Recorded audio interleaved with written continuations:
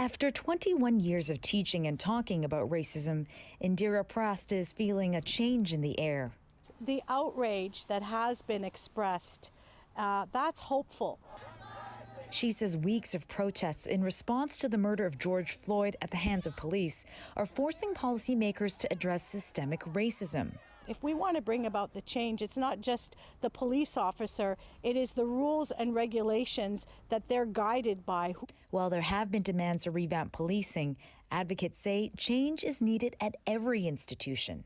People are dying because of anti-Indigenous and anti-Black racism, and I think that signifies that no, we're not doing enough. And sort of piecemeal approaches or one-day workshops are not going to fix that. It has to be embedded in interrogating our everyday decision-making systems. Reddy says that means questioning every policy everywhere, asking who benefits and at whose expense. For BC's Black History Awareness Society, it starts in schools, acknowledging the legacy of Black slavery and colonialism.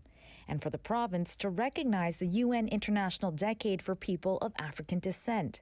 Once this is recognized, then we can proceed on creating policies or look at those policies that are racist. The current system has privileged certain people. Leaders are often not representative, and Reddy says diverse voices get sidelined. There's a lot of non-racialized folks in those positions of power deciding what the next step should be. Advocates say those who are white need to examine their own privilege. It really is the groundwork that we need to do as white folks, as leaders of organizations, before we can then start to make those other changes. She's been calling on governments to start collecting race-based data.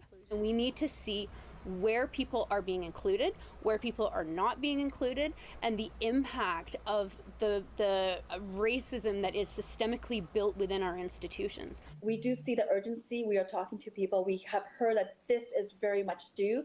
So all I can tell you right now is that this will be coming very, very soon. But still, no exact timeline, and any major policy changes in government to address racism are going to take even longer. Systemic racism didn't just happen overnight. It has been here for such a long time.